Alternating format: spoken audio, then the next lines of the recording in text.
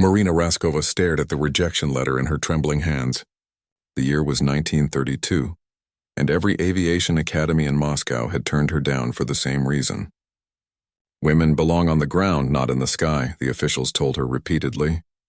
At 20 years old, she had already proven herself as a brilliant navigator, but the Soviet military aviation program refused to see past her gender. Growing up in a small apartment in Moscow, Marina had always been different from other girls her age. While her friends played with dolls, she built model airplanes from scraps of wood and paper. Her father, a music teacher, encouraged her unusual interests, but her mother worried constantly about her daughter's unconventional dreams. The rejection stung deeply, but Marina refused to give up. She had heard whispers about a new civilian aviation program that might be more open to female applicants. The next morning, she walked 15 miles across Moscow to reach the Central Aero Club, her shoes worn thin from the journey. The building was bustling with young men in crisp uniforms, their voices filled with excitement about flying. Marina felt completely out of place in her simple dress and scuffed shoes, but she forced herself to approach the registration desk. The clerk looked her up and down with obvious skepticism. "Are you here to enroll your brother?" he asked condescendingly.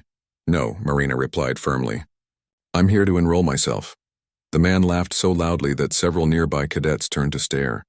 "Little girl, flying is serious business. Perhaps you should try nursing or teaching instead." Marina's face burned with embarrassment, but she stood her ground. "I can read maps better than anyone in this room. I understand wind patterns, navigation systems, and aircraft mechanics. Give me a chance to prove it." Something in her voice must have convinced him, because the clerk reluctantly handed her an application form. The written examination was scheduled for the following week, and Marina spent every waking hour studying aviation manuals she borrowed from the Moscow library. On the day of the test, she was the only woman among 50 male applicants. The other candidates snickered and made jokes about her presence, but Marina ignored them completely. She focused all her attention on the complex questions about aircraft navigation, meteorology, and flight theory. When the results were announced 3 days later, Marina had achieved the highest score in the entire group. The instructors were stunned, but they couldn't deny her exceptional performance. Reluctantly, they admitted her to the navigation program. Her first flight as a student navigator was both thrilling and terrifying. Seated in the cramped cockpit of a training aircraft, she felt the ground fall away beneath her as they climbed into the clouds. The pilot, a gruff veteran named Alexei, tested her skills by deliberately flying off course and asking her to guide them back to the airfield. Marina's hands moved confidently across her instruments, calculating wind drift and plotting their position on the map. Within minutes, she had identified their exact location and provided precise heading corrections. Alexei was impressed despite himself. "You have natural talent," he admitted grudgingly. "But talent alone won't be enough in this business." Over the following months, Marina threw herself into her studies with incredible determination. She woke before dawn to practice with her instruments, stayed late to memorize weather patterns, and spent her weekends learning about different aircraft systems. Her male classmates gradually stopped treating her as a curiosity and began respecting her expertise. The real test came during her final examination flight. The weather conditions were deliberately challenging, with low visibility and strong crosswinds. Marina's task was to navigate a complex route across unfamiliar territory and return safely to base. As they flew through thick clouds, the pilot suddenly announced that their radio had failed and they were completely lost. Marina remained calm, using only her compass, watch, and map to calculate their position. She guided them through a series of precise course corrections, accounting for wind drift and fuel consumption. When they finally broke through the clouds, the airfield appeared directly ahead, exactly where Marina had predicted it would be. The examining committee was amazed by her accuracy and composure under pressure. After graduation, Marina was assigned to work as a navigator for the Soviet Air Force's long-distance flight program. Her first major assignment was to participate in a record-breaking flight from Moscow to the Far East, a journey of over 3,000 miles across some of the most dangerous terrain in the world. The crew consisted of 3 people: pilot Polina Osipenko, co-pilot Vera Lomako, and Marina as navigator. They would be flying a twin-engine aircraft across Siberian wilderness, where a forced landing could mean certain death in the frozen wasteland. As they prepared for departure, Marina felt the weight of responsibility on her shoulders. Any mistake in her calculations could doom the entire crew. She checked and rechecked every detail of their flight plan, studying weather reports and alternative routes until she knew them by heart. The flight began smoothly, with clear skies and favorable winds. But as they crossed into Siberia, conditions deteriorated rapidly. Snow squalls reduced visibility to near zero, and ice began forming on the aircraft's wings. Marina worked frantically to maintain their course, using radio beacons and dead reckoning to guide them through the storm. Hours passed in tense concentration. The fuel gauges showed their reserves dropping steadily, and Marina knew they were approaching the point of no return. If her calculations were wrong, they wouldn't have enough fuel to reach their destination or return to their departure point. Just when the situation seemed hopeless, Marina spotted a familiar landmark through a break in the clouds. They were exactly on course, only 50 miles from their destination. The crew cheered with relief as they began their final approach. The successful completion of this flight made headlines across the Soviet Union. Marina Raskova had become the first woman to navigate such a long-distance flight, proving that gender was no barrier to excellence in aviation.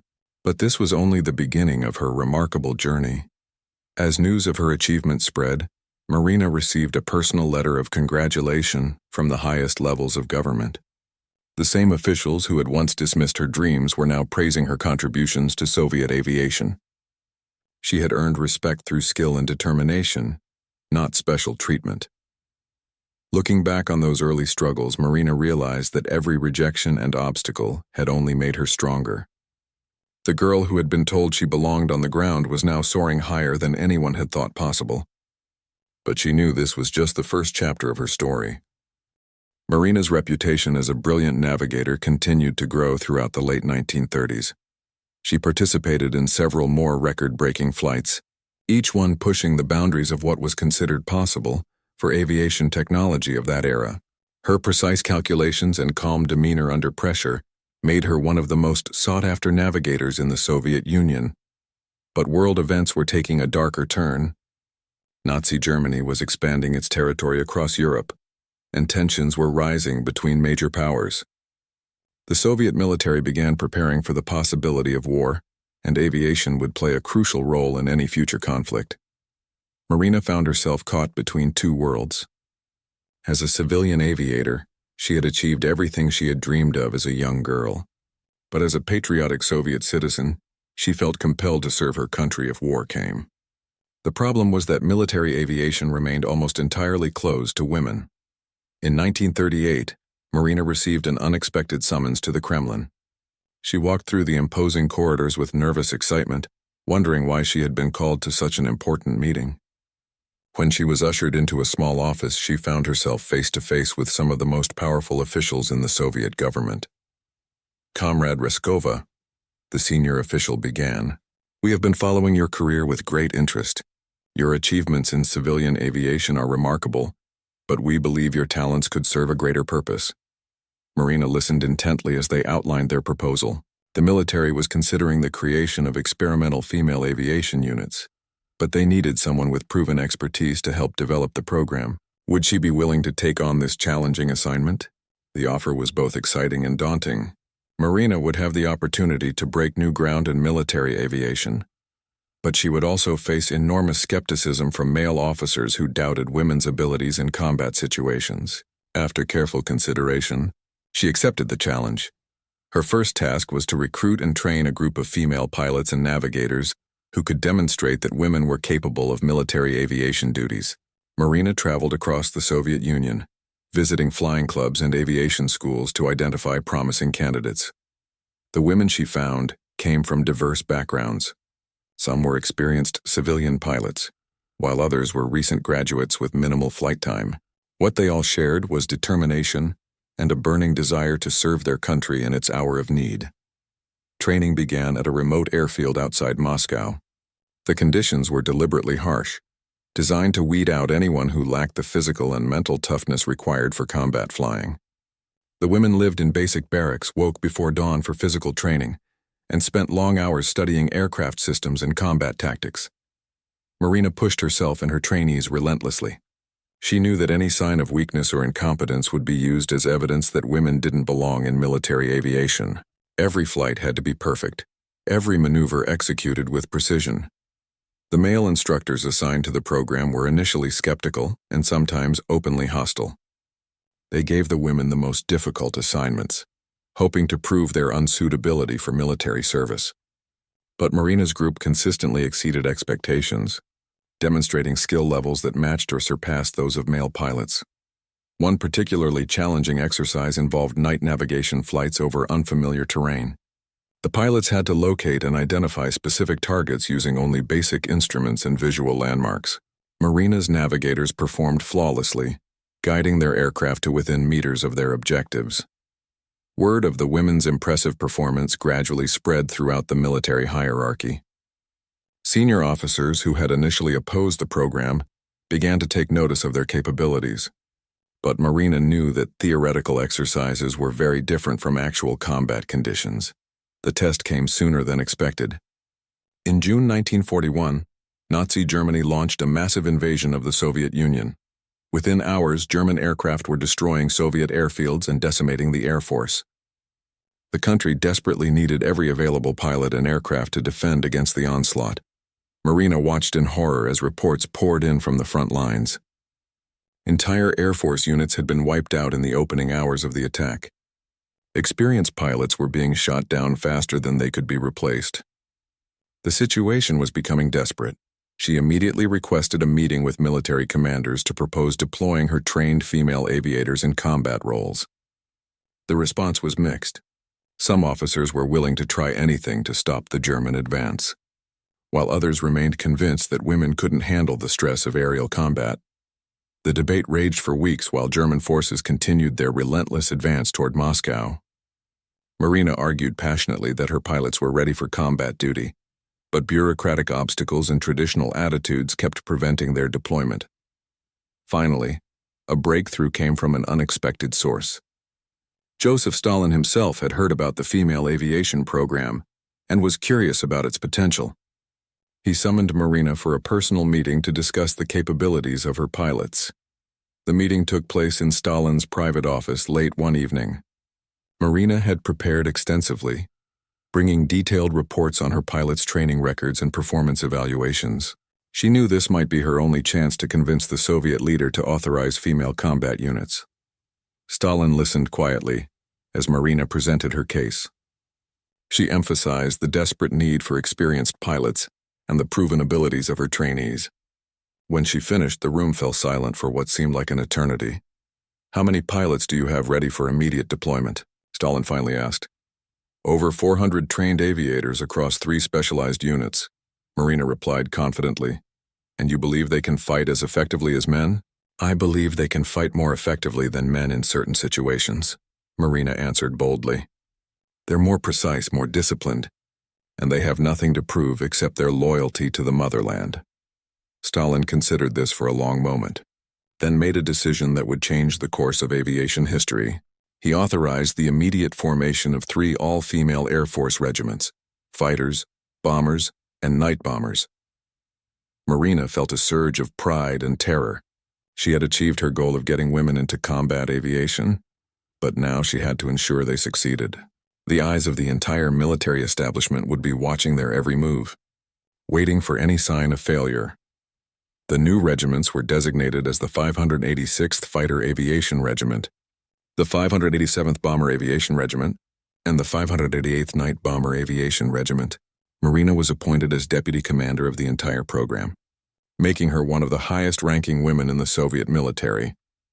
As the female aviators prepared for their first combat missions, Marina knew they were making history. But she also knew the real test was just beginning. The newly formed female aviation regiments faced immediate challenges that went far beyond the obvious dangers of combat flying. When Marina and her pilots arrived at their assigned airfields, they encountered open hostility from male ground crews who resented having to work with women. Equipment shortages meant the female units received the oldest, most worn-out aircraft available. Marina's fighter regiment was equipped with Yakovlev Yak-1 aircraft that had seen better days. Many of the planes had engine problems, faulty instruments, or patched bullet holes from previous combat missions. The ground crew chief, a grizzled veteran named Sergeant Volkov, made no effort to hide his displeasure with the new arrivals. "I've been maintaining combat aircraft for 15 years, he told Marina bluntly. "I've never seen women who could handle the physical demands of military flying. These machines require strength and precision that women simply don't possess."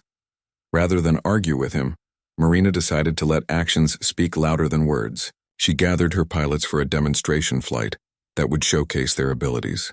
Despite the mechanical problems with their aircraft, the women performed a series of complex aerobatic maneuvers with flawless precision.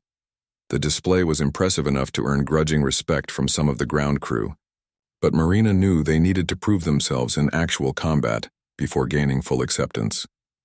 That opportunity came sooner than expected. When German reconnaissance aircraft began probing Soviet defenses around Stalingrad, Marina's first combat mission was a patrol flight along the Volga River. She flew as squadron leader with 3 other experienced pilots, scanning the skies for enemy aircraft. The radio crackled with reports of German bomber formations approaching the city. When the enemy aircraft finally appeared, Marina felt her heart rate spike with adrenaline. A formation of 12 Junkers Ju-88 bombers was flying toward Stalingrad, escorted by 6 Messerschmitt Bf-109 fighters. Her small squadron was outnumbered 4-1, but Marina didn't hesitate to engage. "Red Squadron, this is Red Leader," she radioed to her pilots. "We'll attack the escorts first, then go after the bombers. Stay tight and watch each other's backs." The aerial battle that followed was a whirlwind of diving aircraft, tracer bullets, and desperate maneuvering. Marina used every flying technique she had learned, pushing her aging Yak-1 to its absolute limits. She managed to damage one of the German fighters, forcing it to break off its attack on her wingman. During the intense combat, Marina's aircraft took several hits from enemy fire. One bullet shattered her canopy, showering her with glass fragments. Another damaged her engine, causing it to run roughly and lose power. But she continued fighting until the German formation was driven away from the city.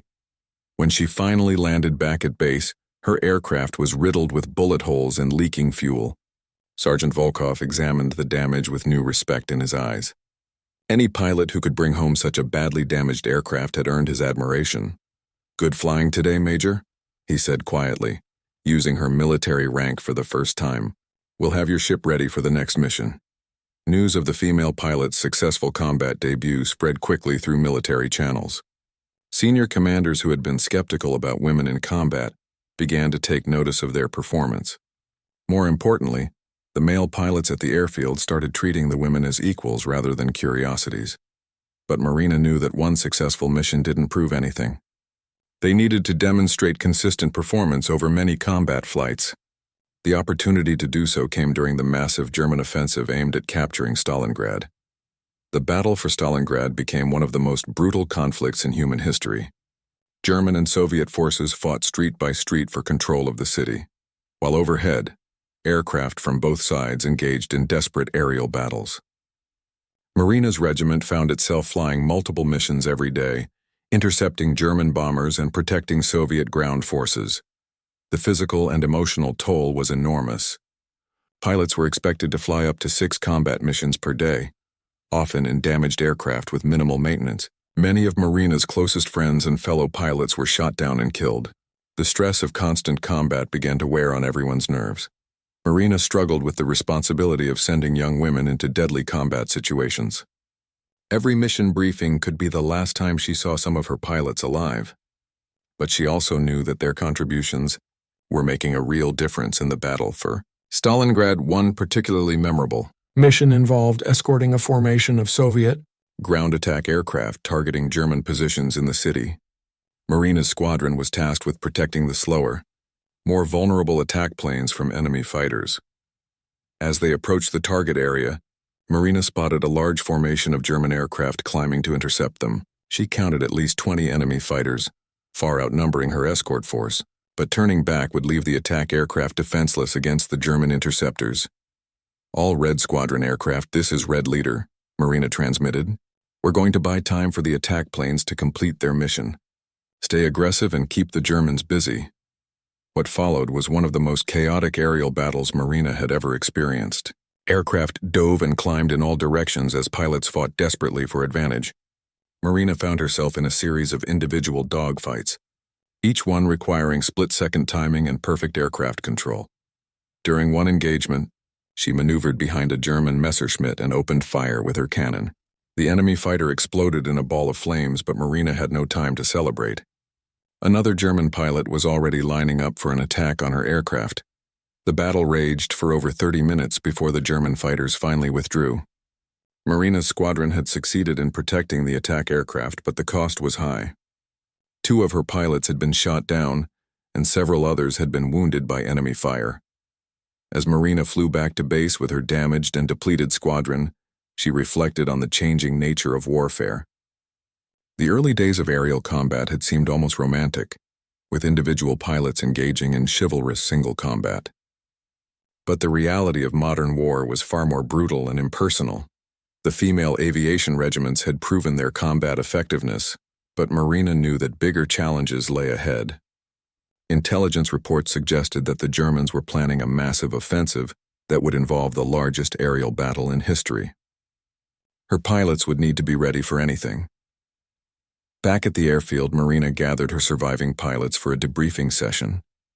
They looked exhausted and shaken by their experiences, but their determination remained strong. These women had volunteered to fight for their country, and they were prepared to pay any price for victory. "Today we proved that we belong in the sky," Marina told them. "But tomorrow will bring new challenges. The Germans won't underestimate us again, and the fighting will only get more intense. Are you ready for what's coming?" The unanimous answer was a resounding yes. These pilots had faced their fears and emerged stronger. They were no longer the uncertain trainees who had started this journey. They were combat veterans, hardened by battle and ready for whatever the war might bring. As winter gave way to spring in 1943, intelligence reports began arriving at Soviet Air Force headquarters that painted a disturbing picture of German preparations. Aerial reconnaissance had detected massive concentrations of enemy aircraft being assembled at airfields across occupied territory. The Germans were clearly planning something, unprecedented in scope and scale. Marina found herself summoned to increasingly urgent strategy meetings as senior. Commanders tried to understand the enemy's intentions. Maps covered with red pins showed the locations of German air bases, each one representing dozens of aircraft and hundreds of experienced pilots. The numbers were sobering. Conservative estimates suggest the Germans are assembling over 2,000 aircraft for this operation, briefed Colonel Petrov, the intelligence chief. They have fighters, bombers, dive bombers, and ground attack aircraft. This will be unlike anything we've seen before. The target of this massive German air armada gradually became clear through intercepted communications and agent reports. The Wehrmacht was preparing for Operation Citadel, a major offensive aimed at eliminating a large Soviet salient around the city of Kursk. The success or failure of this operation could determine the outcome of the entire war on the Eastern Front. Marina studied the intelligence reports with growing concern. Her female aviation regiments had proven themselves in smaller-scale combat, but this would be a test of an entirely different magnitude. The Germans would throw everything they had at the Soviet defenders, and her pilots would be in the thick of the action. The Soviet response to the German buildup was equally massive. Aircraft were being transferred from all across the front to concentrate maximum strength in the Kursk area. Marina's regiment was ordered to relocate to an airfield just 30 kilometers behind the front lines, where they would be in position to respond immediately to any German attack. The new airfield was a stark contrast to their previous bases. Instead of permanent hangars and comfortable quarters, the pilots found themselves living in tents and maintaining their aircraft in the open air. Camouflage netting covered everything to hide the base from German reconnaissance flights that passed overhead daily. Marina's pilots adapted quickly to the primitive conditions, but she could sense the tension building as everyone waited for the German offensive to begin. Veterans of previous campaigns had never seen such extensive preparations on both sides. The upcoming battle would involve more aircraft than had ever been assembled in one place. Equipment shortages continued to plague the female units despite their proven combat record. Marina's regiment was still flying a mixture of older Soviet fighters and captured German aircraft that had been repaired and pressed into service. Spare parts were scarce, forcing maintenance crews to cannibalize damaged aircraft to keep others flying. The pilots themselves were showing signs of strain from months of continuous combat. Many had lost close friends in previous battles, and the constant stress of aerial combat was taking its psychological toll. Marina made a point of spending time with each of her pilots, trying to maintain morale while preparing them for the massive battle ahead. Training intensified as the German buildup continued. Marina organized practice flights that simulated the large-scale aerial battles they expected to encounter. Her pilots practiced formation flying, coordinated attacks, and defensive maneuvers that would be essential when facing overwhelming numbers of enemy aircraft. One of the biggest challenges was communication. With hundreds of aircraft expected to be engaged simultaneously, radio frequencies would be crowded with urgent messages from pilots, ground controllers, and commanders. Marina worked with her squadron leaders to develop simple code, words and hand signals that would allow coordination even when radio communication was impossible.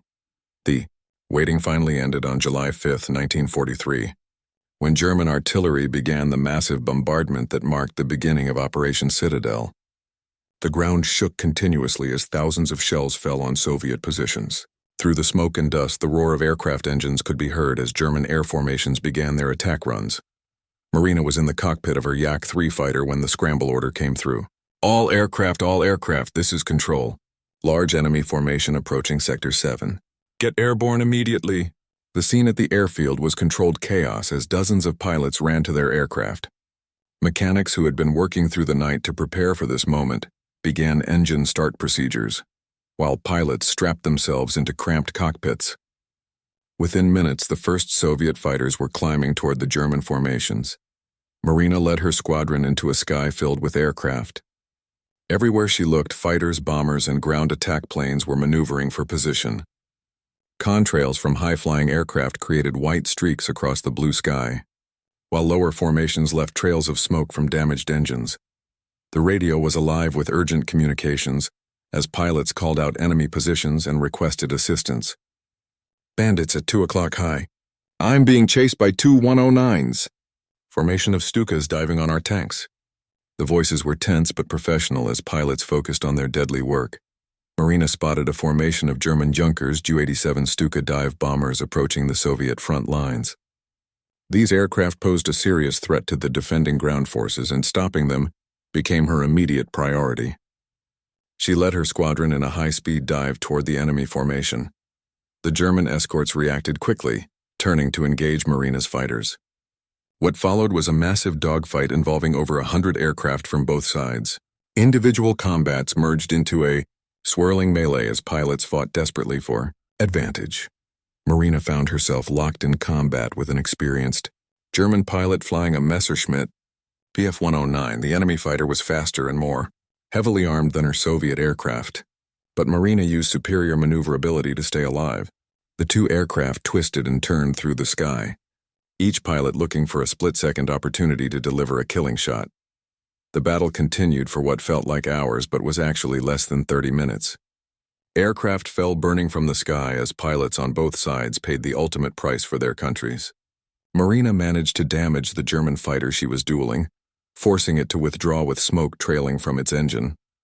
As the immediate threat was neutralized, Marina took stock of the broader situation.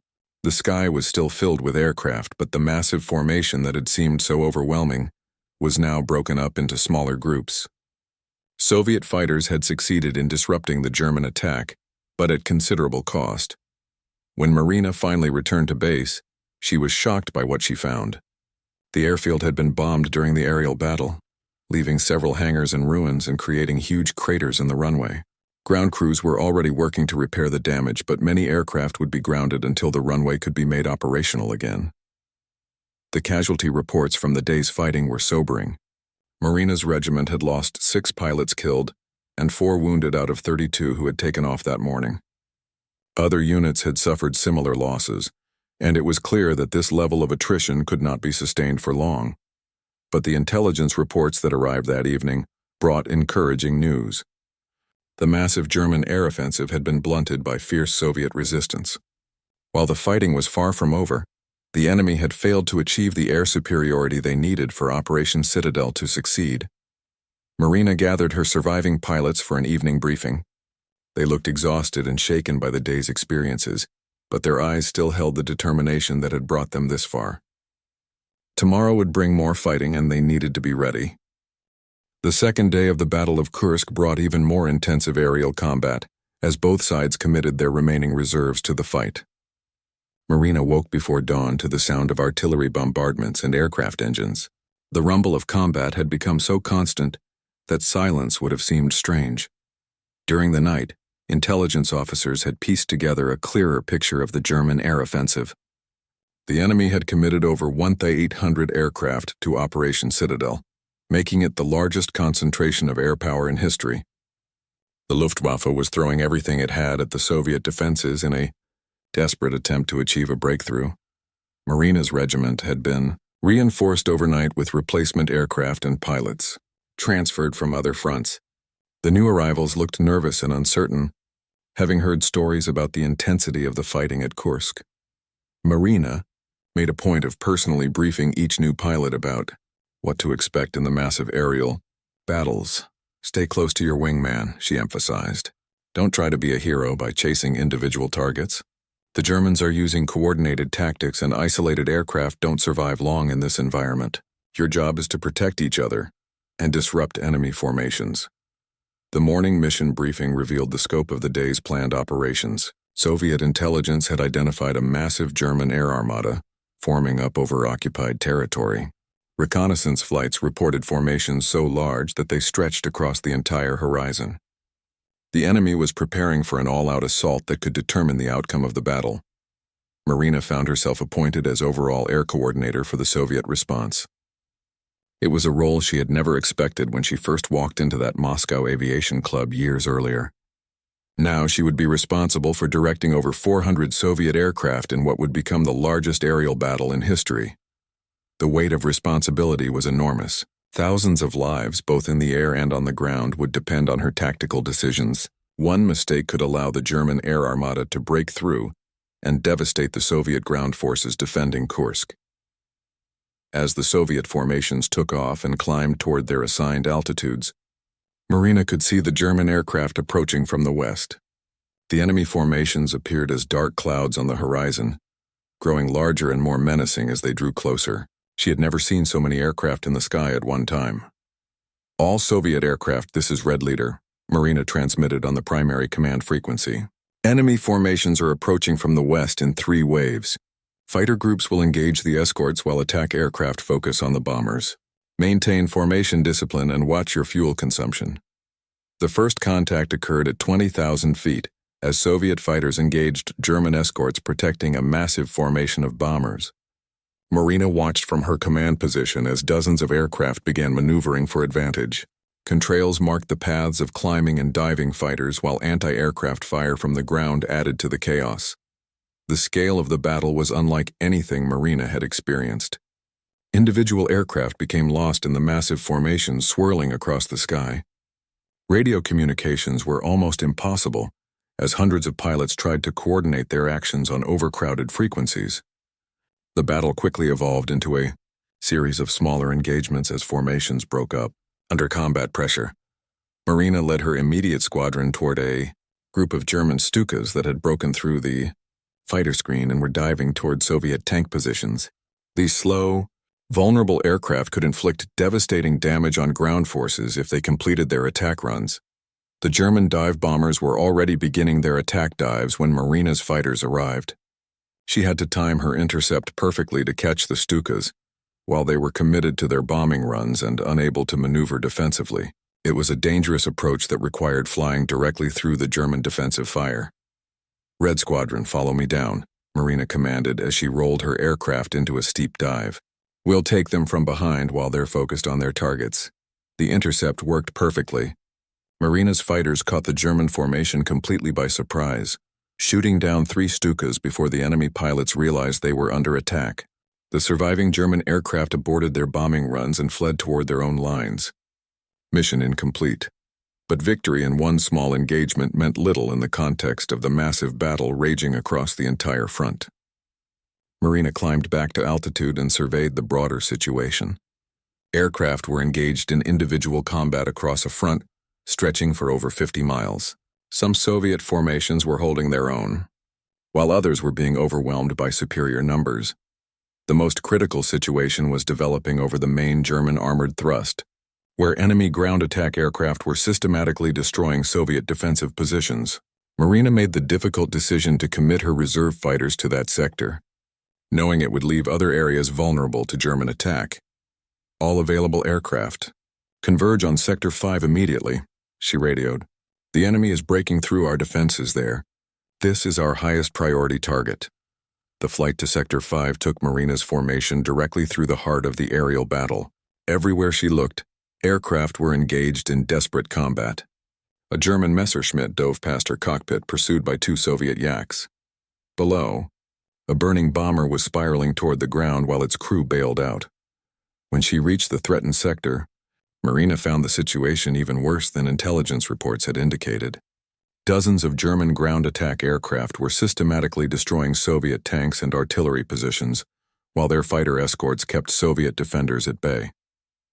The German air attack was succeeding and breakthrough seemed imminent. Marina quickly assessed the tactical situation and developed a plan. Her fighters would attack the German escorts from multiple directions, creating enough confusion to allow Soviet ground attack aircraft to engage the enemy bombers. It was risky, but the alternative was watching the German breakthrough succeed. All Red Squadron aircraft were going to hit them from 4 directions simultaneously, she transmitted. Red 1 and 2 will attack from the north, 3 and 4 from the south. Red 5 and 6 will take the high cover while 7 and 8 go low. Execute in 30 seconds. The coordinated attack worked better than Marina had dared hope. The German fighters found themselves engaged from multiple directions at once, breaking up their defensive formations. Soviet ground attack aircraft immediately exploited the opening, diving down to engage the vulnerable German bombers. What followed was the most intense aerial combat Marina had ever experienced. Aircraft dove and climbed in all directions as over 200 fighters and bombers maneuvered desperately for advantage. The sky was filled with tracer bullets, smoke trails, and falling aircraft as pilots fought with desperate intensity. Marina found herself in a series of individual dogfights that tested every flying skill she had developed over years of training and combat. Her aircraft was hit multiple times by enemy fire, but she managed to keep fighting despite damaged controls and a smoking engine. Around her, other pilots were engaged in equally desperate battles for survival. The turning point came when German fuel began running low, forcing enemy formations to break off their attacks and return to base. The massive air armada that had seemed so threatening an hour earlier was now scattered and disorganized, its coordinated attack disrupted by fierce Soviet resistance. As the German aircraft withdrew, Marina finally had a chance to assess the results of the battle. The sky that had been filled with hundreds of aircraft was now eerily quiet. Smoke columns rose from crashed aircraft scattered across the landscape below, marking the price paid by pilots on both sides. The radio crackled with damage reports from surviving aircraft. Many pilots were wounded, and numerous aircraft would require extensive repairs before flying again, but the German offensive had been stopped, at least for now. The largest aerial battle in history had ended in tactical victory for the Soviet defenders. The aftermath of the massive aerial battle at Kursk was both sobering and triumphant. As Marina walked across the bomb-cratered airfield, counting the aircraft that had returned from the largest air combat in history, she realized the full magnitude of what they had accomplished. The German air offensive had been broken, but the cost had been enormous. Of the 400 Soviet aircraft that had taken off that morning, only 280 had returned to base. The missing aircraft represented not just machines, but skilled pilots whose training had taken years to complete. Marina felt the weight of each loss personally, remembering the faces and voices of aviators who would never fly again. But the strategic implications of the victory were becoming clear. Intelligence reports throughout the evening confirmed that the German Air Force had suffered catastrophic losses during Operation Citadel. Experienced Luftwaffe pilots and irreplaceable aircraft had been shot down in numbers that the enemy could not afford. The myth of German air superiority had been shattered over the skies of Kursk. Marina's role in coordinating the Soviet air defense had not gone unnoticed by senior commanders. Within hours of the battle's end, She received orders to report to Army headquarters for a personal briefing with the commanding general.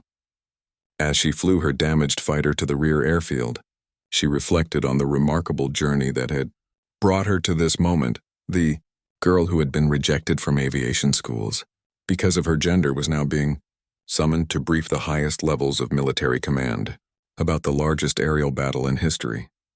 Every obstacle and rejection she had faced seemed insignificant compared to what she had achieved through determination and skill. General Rokossovsky himself conducted the debriefing, asking detailed questions about German tactics and the performance of Soviet aircraft and pilots. Marina provided honest assessments of both successes and failures, emphasizing the crucial role played by coordinated tactics in defeating the numerically superior enemy force. Your female pilots performed exceptionally well under the most difficult conditions, the general noted. There were initial doubts about women in combat aviation, but those concerns have been definitively answered. Your pilots fought as bravely and skillfully as any in the Air Force. The recognition was gratifying, but Marina knew the real vindication came from the respect of her fellow pilots. Male aviators who had once questioned women's abilities in combat now treated the female regiments as equals and valued partners. Gender had become irrelevant in the face of proven combat effectiveness. Over the following days, as both sides regrouped and assessed the results of Operation Citadel, the full scope of the German defeat became apparent. The massive offensive had not only failed to achieve its objectives, but had cost the Wehrmacht irreplaceable resources that could never be replaced. For the first time in the war, German forces were clearly on the defensive. Marina's female aviation regiments were formally recognized for their crucial role in the victory. The 586th Fighter Aviation Regiment alone had been credited with destroying over 200 German aircraft during the battle, while suffering proportionally lighter losses than many male units. Their success proved that skill and training mattered more than gender in aerial combat. But recognition came with new responsibilities. Marina found herself appointed to help plan the Soviet air offensive that would follow up on the defensive victory at Kursk. Her experience in large-scale air combat made her one of the most qualified officers to coordinate complex, multi-regiment operations. The planning process revealed just how dramatically the strategic situation had changed. Instead of desperately defending against German attacks, the Soviet Air Force was now preparing to take the offensive across the entire Eastern Front. The initiative had shifted decisively, and experienced pilots like Marina would lead the advance. Preparation for the offensive involved extensive training in new tactics developed during the Kursk battle. The massive air engagements had taught valuable lessons about coordination between different types of aircraft and the importance of maintaining formation discipline even under intense combat pressure. Marina worked closely with male commanders to develop integrated tactics that combined the strengths of fighter, bomber, and ground attack aircraft. Her analytical approach and combat experience made her insights valuable to pilots who would be implementing these tactics in future operations. The first test of the new offensive tactics came during the Soviet counterattack that pushed German forces back from their advanced positions around Kursk. Marina led a mixed formation of fighters and ground attack aircraft and coordinated strikes against retreating German columns. The difference from earlier combat was immediately apparent. Instead of desperate defensive battles against overwhelming odds, Soviet aircraft now operated with numerical superiority and tactical confidence. German pilots who had once seemed invincible were now on the receiving end of coordinated attacks by experienced Soviet aviators. Marina's personal combat score continued to grow as the offensive gathered momentum.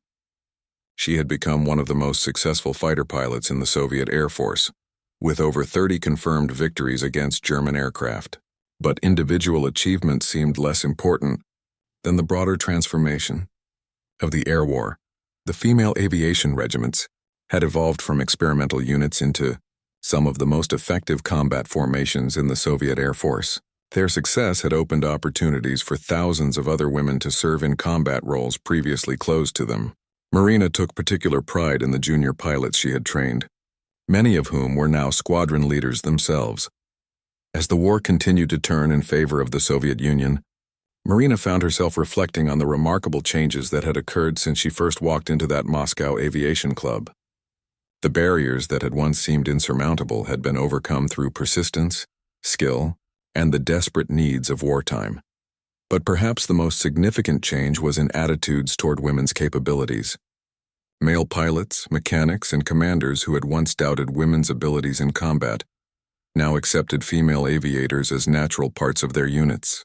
Combat effectiveness had proven more important than traditional gender roles. Marina's story became an inspiration for women throughout the Soviet Union and beyond. Her achievements proved that determination and skill could overcome any obstacle, including deeply ingrained social prejudices.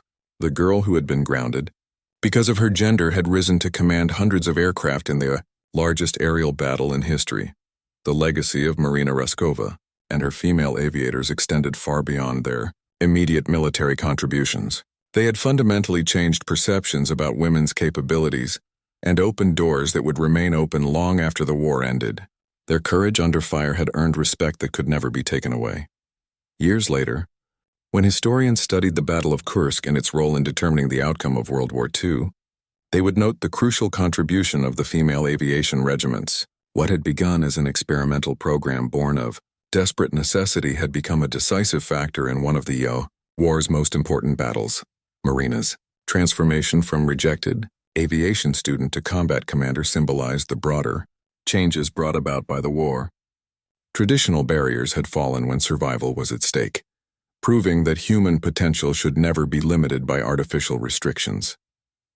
The sky once closed to women had become their domain through skill, courage, and unwavering determination.